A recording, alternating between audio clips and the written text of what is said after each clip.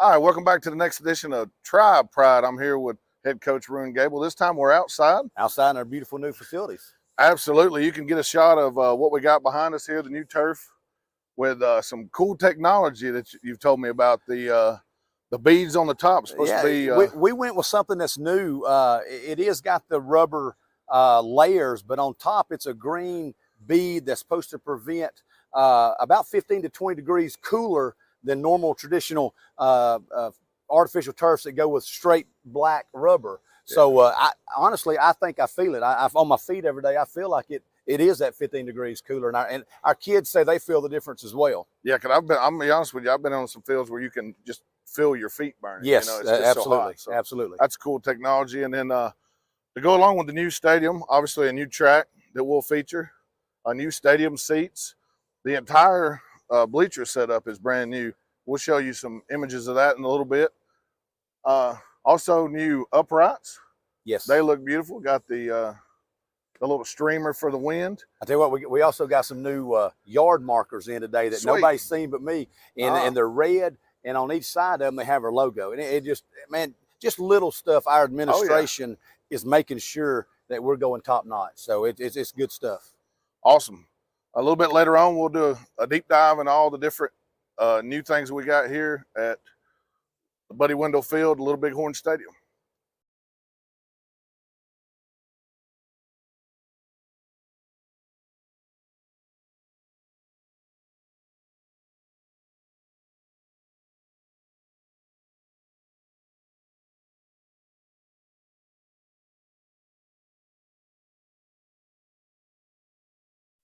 All right, Coach, let's go back to last week.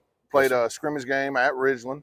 Got, if not everybody in the game, a lot of people in the game. Got a lot of reps. Just kind of give me a synopsis of how you think it went, how you played offensively, defensively, and go from there. Well, honestly, a lot of people are going to see the final score and say it didn't go well at all. And ultimately, I guess they're right. It did in the fourth quarter against our JV. The score got really lopsided. But at the end of the varsity, we did come on the short end, 27-14, I think. But Ben, we felt like we had a lot of positives. Yeah. Our most of our errors were, self-inflicted, unforced errors. We say a bad snap over our head, not getting lined up properly, a penalty. Yeah. So, midway through the second quarter, we're up 14-10 driving. And honestly, I think we got tired a little bit, and that's when the mistakes started happening. We've got to learn from those mistakes, get them fixed, and learn how to handle a little bit of adversity better. Yeah, I noticed going through and watching the retape of it, you made a couple of those mistakes and backed up, but you didn't just, 3 and out and punch. You had, 8-yard gain, 12-yard gain. So, I mean, those positive gains, I think in the long run, it's going to come back to help you. And I noticed also you had more than 10 pass completions. And, lately you don't see a lot of that. We want to be balanced. Yeah. We obviously we're going to be built on the run, and we've got to give the ball to Zayden Cook. I think Zayden first half the other night, or maybe his first half and one drive of the third, 13 carries, 170 yards, I think, right at it, 2 touchdowns. So that right there says enough. My dad, the only comment he had after the game was, how come you didn't give the ball more? So I said, yes, sir, you're right. And Zayden is going to lead it. I tell you what I was proud of too, and we've got to build on it, but our offensive line. Mm-hmm. Our offensive line did some really good stuff. We're not deep. Those guys are playing O-line, turn around playing D-line. And we've got to fight through a little mental toughness, fight through a little tiredness, pain a little bit, because we're just not very deep, unfortunately. But they did some good things. And like you said, our quarterbacks threw the ball well enough. Dan Meyer played well on the outside. Exactly, yeah. Every time he caught the ball, he was going positive. I'll tell you what, Dan was close to 2 breaking. And he will break from it. He will. So he ended up with 7 or 8 catches for about 80 yards. And, we did a lot of good things. We've got to fix some stuff defensively. It's hard to simulate. live tackling in Yeah. practice, and Because we did you don't not want to tackle go in it. there and kill each other. No, Yeah, no, we're not deep enough to. We're not deep enough. So that was our first full live practice. I look for us to improve from this week to next week on our tackling. Our defense played hard. We just got to clean up some mental errors. Gotcha. We'll be right back after a word from our sponsors. Tribe Talk is brought to you by Alpha Insurance, Al Smith Agency. For all your home, auto, and life insurance needs, call Al Smith at 706-529-6786.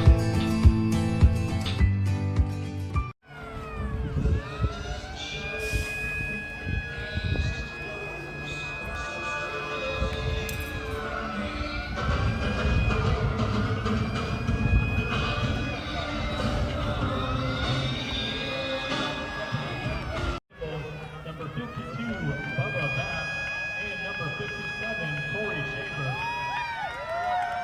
For the Panthers, number 2, Wyatt Evans, number 8, Seth Broderick, number 63, Hayden Kerr, and number 88, Parker Metcalf.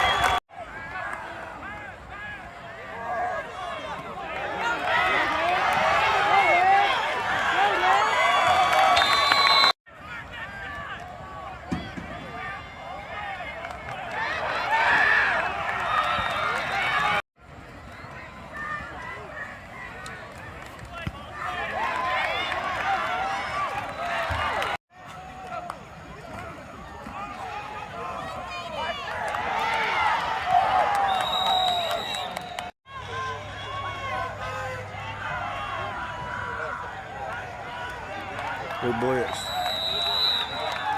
All right, welcome back into Tribe Pride here with Chattooga High School head coach Roone Gable. Roone, we're here. It is game week. Friday, you're at Lafayette. Got the Ramblers. Coach Andy Scott and the Ramblers. He does a great job up there. Yes. In Lafayette, and they got plenty of talent. So you headed up there for a nice challenge week one. You know, they got a lot of returning guys. They're big. They're a big team. Got a really good running back. I'm sure most of our fans remember him from last year. He got the best of us last year. Finley's a very good running back. We've got a tackle well. Got a good quarterback in Pendergrass. He's a hard-nosed kid on both sides of the ball. We have to identify and know where he is at all times. So hey, we've got our work cut out for it. But I tell you, we've had a good week of practice. Our kids have responded well. We showed them a lot of clips. That if we clean up ourselves, we can be in any ball game. So that's our focus this week. Yes, we're playing Lafayette, but we had to fix ourselves in a lot of areas, and that's where we've been working hard. Well, that's, the whole point of the fall scrimmage is to, see what you need to work Yes. on and work on it. And you've been doing that ever since, the spring, obviously.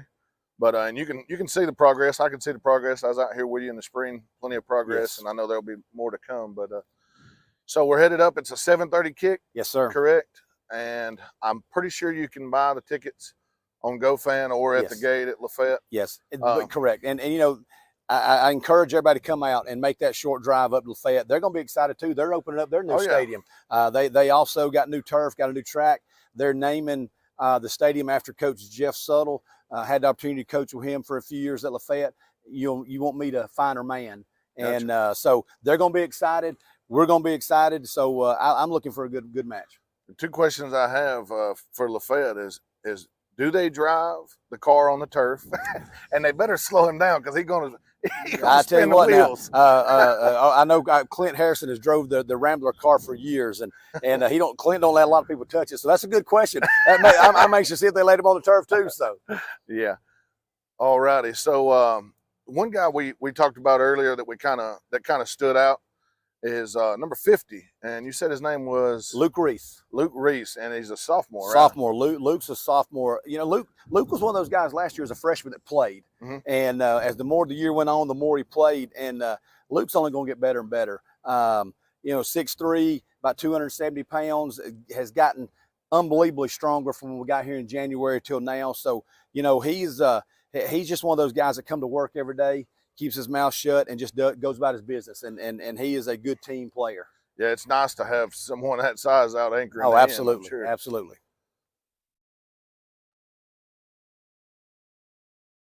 As you walk in to the Little Bighorn Stadium, Buddy Window Field, you'll notice a few key additions right off the bat. See the nice field, which has the red end zones, Indians in both end zones, new uprights, along with artificial turf with the premier cooling technology, the beads on top to help cool. Also, some of the things you might not notice right offhand. Stadium chairs. The stadium chairs have all been redone. They all have their own label, and those labels are there on the end. These stadium chairs are new, and if you also notice the difference in the color of the asphalt, I did some sort of gray epoxy to help it be a little more grippy so that the limit slips and falls.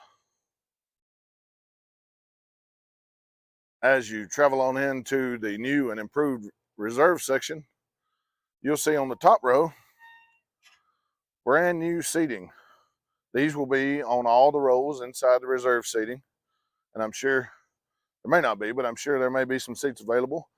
Limited seats this year because of the nice seating and demand. These seats are labeled as well.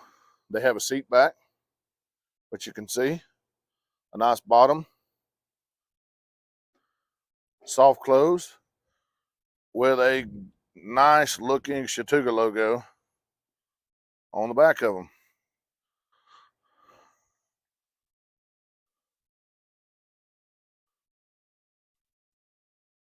While you're at midfield here in the reserve section, you cannot miss the new midfield logo, the C with the feathers.